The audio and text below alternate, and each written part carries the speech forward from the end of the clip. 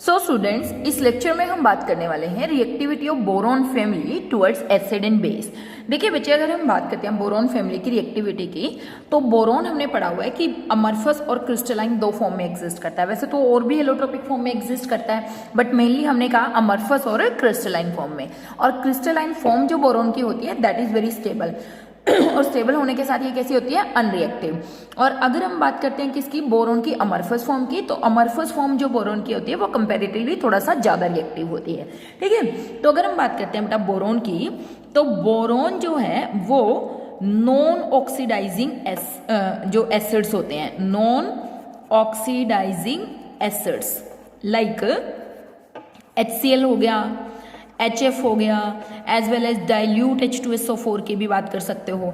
इन सब के साथ बोरॉन रिएक्शन नहीं करता है। It's mean that boron does not react with non oxidising acids. Boron non oxidising acids के साथ रिएक्शन नहीं करता है। लेकिन बेटा एक्सेप्ट बोरॉन, अगर हम बाकी एलिमेंट्स की बात करते हैं तो वो सभी के सभी elements non oxidising as well as oxidising acid जो होते हैं सबके साथ रिएक्शन करता है। बट जो बोरॉन है वो HNO3 कंसंट्रेटेड HNO3 के साथ रिएक्शन करके किस चीज की फॉर्मेशन करता है, that is formation of boric acid H3BO3 और साथ में निकल जाता है नाइट्रोजन डाइऑक्साइड। रिएक्शन को अगर आप बैलेंस करेंगे तो यहाँ पे हमने 3 और 3 मोल्स ऑफ NO2 इवॉल्व होते हैं। तो ऑक्सीडाइजिंग एसिड है कौन, HNO3। HNO3 is oxidising acids. तो it's mean that boron reaction कर लेता है ऑक्सीडाइजिंग एसिड्स के साथ, फॉर एग्जांपल HNO3 के साथ। लेकिन अगर आप बात करते हो बोरॉन की किसके साथ रिएक्शन, अगर बोरॉन की अगर आप कंसंट्रेटेड H2SO4 से करवाते हो, कंसंट्रेटेड, मैंने कहा डाइल्यूट के साथ तो ये रिएक्शन नहीं करता, मतलब इतनी विग्रस रिएक्शन नहीं करता, लेकिन ये कंसंट्रेटेड एसिड के साथ रिएक्शन करके यहाँ पे अगेन H3BO3 प्लस यहाँ से SO2 सल्फर डाइऑक्साइड की फॉर्मेशन कर देता है। तो इस तरीके से रिएक्शन को आप बैलेंस करना चाहे तो बैलेंस कर लीजिएगा। तो बोरॉन H2SO4 के साथ रिएक्शन करके भी H3BO3 और SO2, HNO3 के साथ रिएक्शन करके भी H3BO3 NO2, और बाकी एलिमेंट्स की अगर आप बात करते हो तो वो oxidising as well as non oxidising acids सबके साथ रिएक्शन करते हैं। Other elements react with both oxidising और non oxidising acids, non oxidising acids. ठीक है, फॉर एग्जाम्पल हम बात कर लेते हैं, जैसे एल्यूमिनियम है, एल्यूमिनियम HCl के साथ रिएक्शन करके किस चीज की फॉर्मेशन बनाएगा, that is AlCl3 and formation of hydrogen gas, hydrogen gas liberate करेगी। ठीक है, उसी के साथ साथ अगर आप बात करते हो एल्यूमिनियम की रिएक्शन विद HNO3 के साथ, कंसंट्रेटेड HNO3 के साथ, तो हमने कहा कंसंट्रेटेड HNO3 क्या होता है बेटा, ऑक्सीडाइजिंग एजेंट।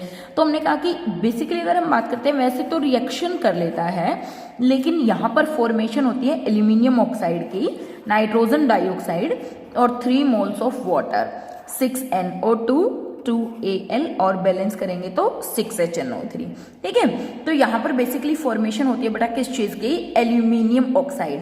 और बेसिकली होता ये है कि जो एल्यूमिनियम है, एल्यूमिनियम की सरफेस पर thin layer of aluminium oxide deposit हो जाती है, जिसके कारण हम कहते हैं कि एल्यूमिनियम जो है it become passive toward reaction with concentrated HNO3। It's mean that aluminium जो है वो कंसंट्रेटेड HNO3 के साथ रिएक्शन एक बार कर लेता है, बट उसके बाद बेसिकली अगर हम बात करें उसकी सरफेस पर थिन लेयर ऑफ ऑक्साइड जमा हो जाती है, इसीलिए it become passive toward reaction with concentrated HNO3। और एक ऐसा क्वेश्चन भी पूछ सकते हैं कि भाई कंसंट्रेटेड एसिड वैसे बहुत ज्यादा कोरोसिव है, अगर इसको ट्रांसपोर्ट करना है तो हम कैसे वेसल्स का यूज कर सकते हैं, तो क्योंकि एल्यूमिनियम एक बार कंसंट्रेटेड HNO3 के साथ रिएक्शन करके एल्यूमिनियम ऑक्साइड बना लेता है, और फर्दर आप बोल सकते हो कि इसका ऑक्सीडेशन रुक जाता है, यानी कि फर्दर ये रिएक्शन नहीं करता है।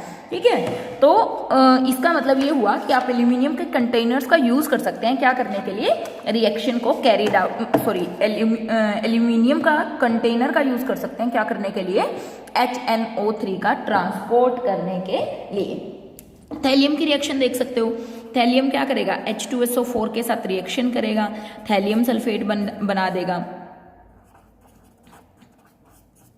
ठीक है, थैलियम सल्फेट और क्या होगा हाइड्रोजन गैस। हमने कहा बाकी तो सभी रिएक्शन कर लेंगे। एल्यूमिनियम पैसिव होता है toward HNO3, boron non oxidising acids के साथ रिएक्शन नहीं करता है, जबकि ऑक्सीडाइजिंग एसिड्स के साथ रिएक्शन कर लेता है। ठीक है, then let we talk about reaction with base. Reaction with base यानी कि अल्कली के साथ रिएक्शन करके किस चीज की फॉर्मेशन होती है। तो बेटा अगर हम बात करते हैं बोरोन की अगर आप रिएक्शन करते हो पोटेशियम हाइड्रोक्साइड के साथ या फिर सोडियम हाइड्रोक्साइड के साथ सॉलिड फॉर्म में, बोरोन क्या है सॉलिड है ही, हम कहते हैं कि अबव 773 केल्विन ये पोटेशियम मेटाबोरेट या फिर पोटेशियम बोरेट की फॉर्मेशन करता है। यहां पे क्या बना लेगा, सोडियम बोरेट की फॉर्मेशन कर देगा Na3 sorry plus hydrogen gas, और यहां से भी क्या होगा हाइड्रोजन गैस एलिमिनेट।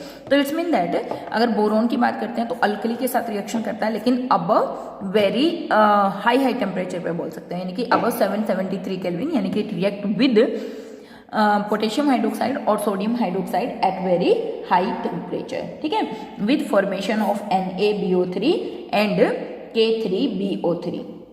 अगर आप बात करते हो रिएक्शन ऑफ बोरोन की नहीं, reaction of aluminium with sodium hydroxide, तो सबको मालूम है ये रिएक्शन तो हम ऑलरेडी कर भी चुके हैं 6H2O।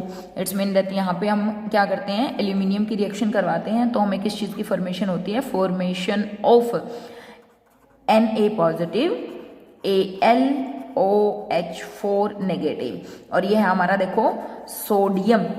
ये एक्चुअली में नेमिंग तो आप सीखेंगे बेटा इसकी करने के लिए आप 12th क्लास में जब कोऑर्डिनेशन कंपाउंड पढ़ेंगे तो हम इसका नाम देंगे सोडियम।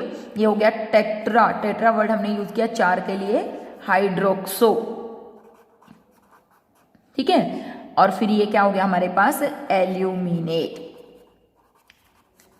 ठीक है, एनाइनिक जो कोऑर्डिनेशन ये एक टाइप से कोऑर्डिनेशन कंपाउंड है, और एनाइनिक कोऑर्डिनेशन कंपाउंड में अगर मेटल होता है उसके पीछे ATE लग जाता है, एल्यूमिनियम की जगह ये क्या बन गया एल्यूमिनेट की फॉर्मेशन हो गई। इसी तरीके से अगर आप गैलियम की रिएक्शन शो करना चाहें Ga+, हमने कहा सोडियम हाइड्रोक्साइड, वो भी किसमें एक्वस कंडीशन में, तो किस चीज की फॉर्मेशन होगी, बिल्कुल same Na positive GaOH4 negative aqueous and hydrogen gas, और यहां पर भी क्या होगी बेटा हाइड्रोजन गैस विल एलिमिनेट। तो इसका नाम भी क्या हो गया सोडियम टेट्रा हाइड्रोक्सो, और ये क्या बन जाएगा गैलेट। ठीक है, ऑक्सीडेशन स्टेट भी निकाल सकते हैं बट अभी इतनी कोई जरूरत नहीं है, वो बाद में ही हम बात करेंगे जब कोऑर्डिनेशन कंपाउंड की बात करेंगे। तो इस तरीके से आप रिएक्शन की बात कर सकते हैं। जबकि अगर आप बात करें इंडियम और थैलियम की, इंडियम और thallium they do not react with alkalis. Indium और थैलियम अल्कली के साथ रिएक्शन नहीं करते हैं, यानी कि बोरॉन एल्यूमिनियम और गैलियम बेसिस के साथ रिएक्शन करते हैं, बट इंडियम और थैलियम अल्कली के साथ या बेसिस के साथ रिएक्शन नहीं करते हैं। जबकि हम बात करते हैं किस चीज की एसिड्स के साथ रिएक्शन की, तो हमने देखा most of them they react with acids. ठीक है।